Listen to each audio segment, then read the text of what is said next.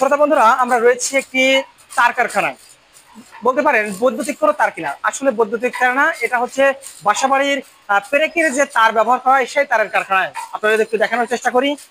এপাশে একটি মেশিন দেখতে পাচ্ছেন, কত সুন্দরভাবে কিন্তু গোছানো হচ্ছে।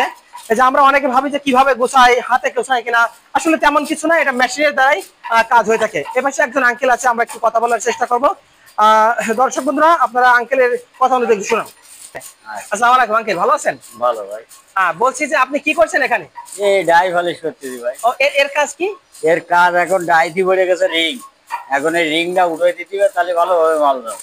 ও, ডাইসের মানে কি পড়ে গেছে? রিং পড়ে গেছে। রিং পড়ে গেছে, তার জন্য নতুন করে তৈরি করছেন। হ্যাঁ। ও আচ্ছা, এই যে এটা কত সময় লাগে আপনার করতে? বেশি সময় লাগে। বেশি সময় লাগে না। আর এই পাশে এটা এটা কি কাজে ব্যবহার হয়? এই যে তার পেছনে দেখছি আমরা। এই তার ব্যবহার হয়েছে কিলারে, পেরেকে। ও, তাই এটা অটোমেটিক, কোনো মানুষ নেই কিন্তু কিভাবে ওই যে ডাই লাগানো আছে চলে যাচ্ছে, অটোমেটিক হয়ে যাচ্ছে ডাই লাগানোর সাথে সাথে। এটা কত সময় লাগে এক বান্ডেল করতে করতে? আধা ঘন্টা 1 ঘন্টা তো লাগে। আধা ঘন্টা।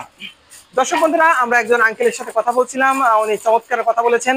আধা ঘন্টা মানে 30 মিনিট লাগে একটা ডাই তৈরি করতে। এক ডাইতে কত ফুট থাকে বা কত মিটার দেন? 305 আছে, 305 করে হয়। ও আচ্ছা, 305 আছে, 40 আছে। ও এই যে এই কারখানা আপনারা কি নিজেরাই তৈরি করেন না অন্য কোথা থেকে নিয়ে আসেন এটা? এটা ঢাকা থেকে আসে। ও, ঢাকা থেকে আসে, আপনারা ফাংশন করে করে বিক্রি করেন এটা? হ্যাঁ। ও আচ্ছা। তো দর্শক বন্ধুরা, আমরা আপনার নাম? আমার নাম আছে হাফিজুর। হাফিজুর। হাফিজুর আঙ্কেল খুব চমৎকার কথা বলেছেন। আসলে আপনাদের দেখানোর চেষ্টা করছিলাম যে তার কিভাবে পেঁচানো হয় এবং কখন কিভাবে কত ফুট করে। বন্ধ রয়েছে। ধন্যবাদ সবাইকে, আবার দেখা হবে পরবর্তী কোনো ভিডিওতে। আসসালামু আলাইকুম। ওয়ালাইকুম আসসালাম।